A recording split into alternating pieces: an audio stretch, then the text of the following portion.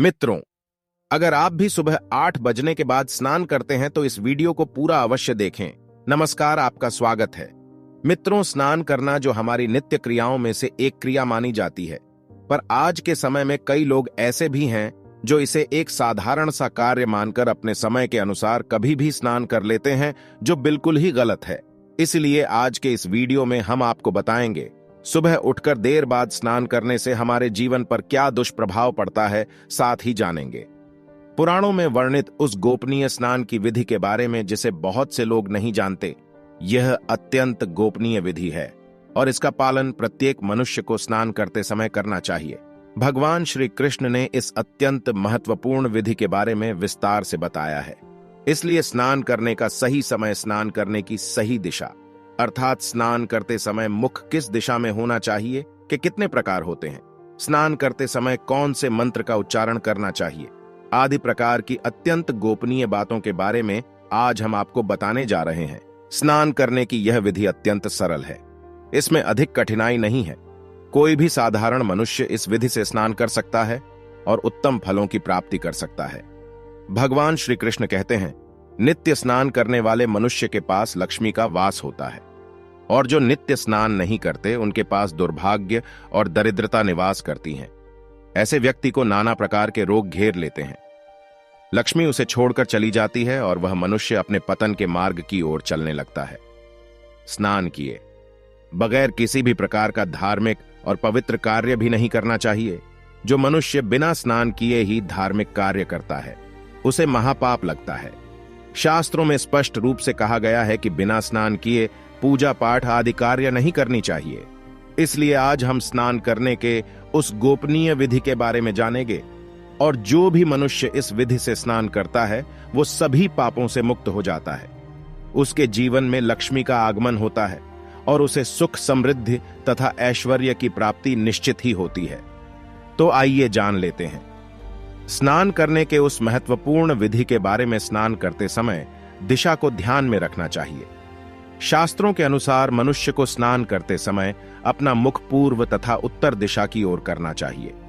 स्नान करते समय अपनी पीठ दक्षिण दिशा में करनी चाहिए। उत्तर दिशा में पवित्र नदियों का उद्गम है। गंगा, यमुना, सरस्वती आदि नदियों का उद्गम स्थान उत्तर दिशा में है। इसीलिए स्नान करते समय अपना मुख उत्तर दिशा में करना ही सर्वश्रेष्ठ माना गया है। इस दिशा में मुख करके स्नान करने से तन और मन दोनों ही पूर्ण रूप से शुद्ध होते हैं।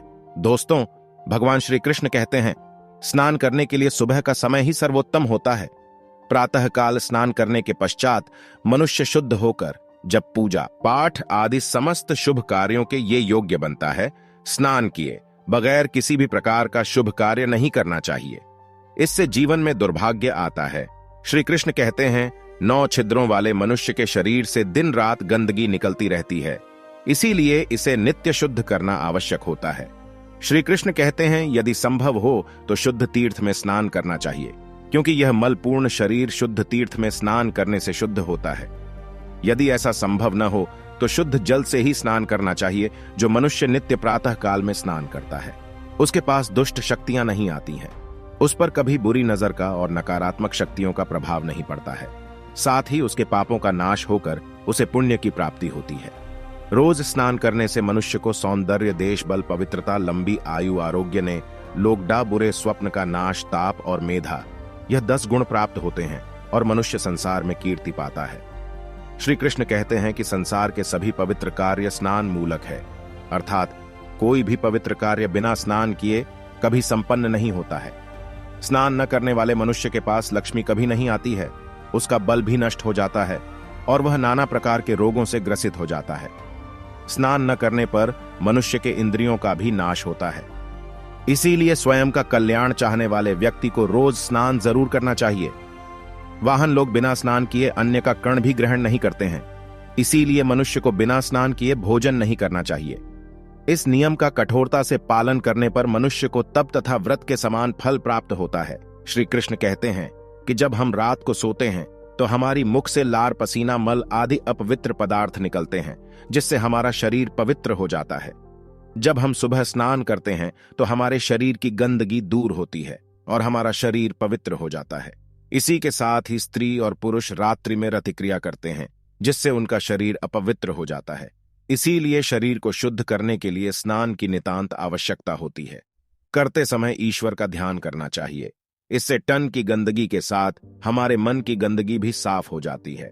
अगर आप जीवन में यश, मान, सम्मान, कीर्ति, धन, संपत्ति आदि की प्राप्ति करना चाहते हैं तो सुबह स्नान करने के बाद सूर्य देवता को अर्घ्य जरूर देना चाहिए।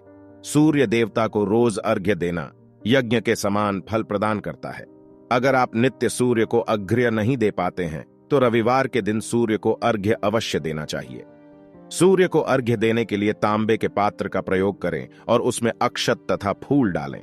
इससे सूर्य देव की कृपा सदैव ही आपके साथ रहती है। लेकिन दोस्तों, स्नान करने का भी एक सही समय होता है।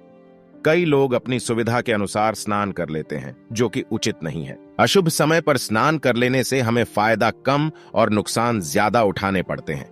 गरुड़ पुराण में भगवान श्री कृष्ण ने स्नान करने के सही समय के बारे में बताया है। जो मनुष्य नित्य इस समय पर स्नान करता है उसकी आयु लंबी होती है और उसके दुखों का नाश होता है। आइए अब जानते हैं कितने प्रकार के होते हैं। शास्त्रों के अनुसार परमहंस, नानक देव स्नान, आशीय स्नान, मानव स्नान और दान स्नान यहां स्नान के मुख्य प्रकार होते हैं। इन्हीं समय के अनुसार वर्गीकृत किया गया है। हमारे शास्त्रों में ब्रह्म मुहूर्त में किए जाने वाले स्नान को सर्वश्रेष्ठ माना गया है। ब्रह्म मुहूर्त यानी कि रात्रि का अंतिम प्रहर और सूर्योदय से ठीक 1.5 या 2 घंटे पहले का समय होता है। यानी कि साधारणतः सुबह 4 से 5:30 तक का समय ब्रह्म मुहूर्त कहा जाता है। में यह समय दिन का सर्वश्रेष्ठ समय माना जाता है, क्योंकि इस समय पर वातावरण में अद्भुत और चमत्कारी ऊर्जा व्याप्त होती है। यह समय देवताओं का समय होता है। देवताओं का स्मरण करते हुए ब्रह्म मुहूर्त में किए जाने वाले ब्रह्मा स्नान को सर्वश्रेष्ठ स्नान कहा गया है। इस समय स्नान करने से और स्नान के तुरंत बाद सूर्य देवता को अर्घ्य देने से हमारे जीवन में सुख, समृद्धि और शांति बनी रहती है। दिन भर हमारा तन और मन ताजगी और सकारात्मक ऊर्जा से भरपूर रहता है। दूसरा है देवना सुबह 5 से 6 बजे के बीच किया जाने वाला स्नान देव स्नान कहलाता है। सभी पवित्र नदियों का स्मरण करते हुए किए जाने वाले इस नाम को भी श्रेष्ठ स्नान माना जाता है। इस समय स्नान करने से हमारे शरीर में सकारात्मक ऊर्जा का संचार होता है और सभी प्रकार की नकारात्मकता और बुराई हमारे शरीर से बाहर निकलते जाती है। तीसरा है कृष्णा सुबह जब आकाश में तारे नजर आते हैं उस समय किए गए स्नान को ऋषि स्नान कहते हैं। यह भी श्रेष्ठ स्नान होता है। इस समय स्नान करने से हमें मानसिक शांति मिलती है और हमारी आयु लंबी होती है तथा शरीर भी निरोगी रहता है। चौथा है मानवना सुबह 6 से 8 बजे के बीच किया जाने वाला स्नान मानव स्नान होता है। यह स्नान सूर्योदय के समय या सूर्योदय के ठीक बाद में किया जाता है। इस नाम से अधिक शुभ फल प्राप्त नहीं होते हैं, लेकिन किसी प्रकार का नुकसान भी नहीं होता है। इसीलिए हो सके तो कम से कम मनुष्य को मानव स्नान तो कर लेना चाहिए, लेकिन सुबह 8 बजे के बाद स्नान करना हमारे शास्त्रों में उचित माना नहीं गया है। इस समय वातावरण में व्याप्त दैवीय शक्ति बहुत कम हो जाती है, इसलिए मनुष्य में उत्साह और ऊर्जा की भी कमी दिखाई देती है, जिससे वह दिन भर आलस का अनुभव करता है। पूरे दिन शरीर में सुस्ती सी रहती है और किसी भी काम में मन नहीं लगता है। इसीलिए सूर्योदय से पूर्व अथवा सूर्योदय के समय स्नान करने को ही सर्वश्रेष्ठ माना गया है। सुबह 8 बजे के बाद किए जाने वाले स्नान को दानव स्नान कहते हैं। सूर्योदय होने के बाद कुछ समय बाद तक भी जो लोग स्नान नहीं करते हैं उनके मन में दिन भर नकारात्मकता, कमजोरी और चिड़चिड़ापन बना रहता है। से लोग जीवन भर दुखी और दरिद्री ही रहते हैं। इन्हें किसी कार्य में सफलता नहीं मिलती है। यदि कोई व्यक्ति बीमार है तो उसे किसी गीले कपड़े से अपने अंग को साफ कर लेना चाहिए। इसे भी एक प्रकार का स्नान ही कहा गया है। यदि स्नान करना संभव ही नहीं है तो मंत्र स्नान भी करना चाहिए। मन में पवित्र नदियों का स्मरण करके ईश्वर का ध्यान करते हुए मंत्र स्नान करें। इस स्नान में जल की भी आवश्यकता नहीं है, केवल वायु से ही स्नान हो जाता है। इसलिए दोस्तों, गरुड़ पुराण में हमें प्रतिदिन स्नान करने की सलाह दी गई है। प्रतिदिन सुबह जल्दी जाकर स्नान करके के सूर्य देव को जल अर्पण करने से मनुष्य को जो लाभ प्राप्त होता है वह किसी अन्य कार्य को करने से नहीं मिलता है। स्नान का महत्व सभी कार्यों में बढ़कर है। स्नान के बिना हम शुद्ध और पवित्र ही रहते हैं। शास्त्रों के अनुसार स्नान करते समय हमें इस मंत्र का जाप करना चाहिए। इससे स्नान करने के कई गुना अधिक लाभ प्राप्त होते हैं। इस मंत्र में सभी पवित्र नदियों का स्मरण किया गया है।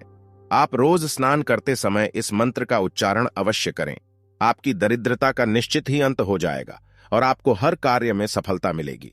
वह मंत्र इस प्रकार है: गंगे च यमुने चैव गोदावरी सरस्वती नर्मदे सिंधु कावेरी जल मीन सन्निधि को। इस मंत्र का अर्थ होता है, गंगा यमुना गोदावरी सरस्वती नर्मदा सिंधु और कावेरी नदियों, आप सभी मेरे स्नान करने के जल में पधारिए और मुझ पर अपनी कृपा बरसाई।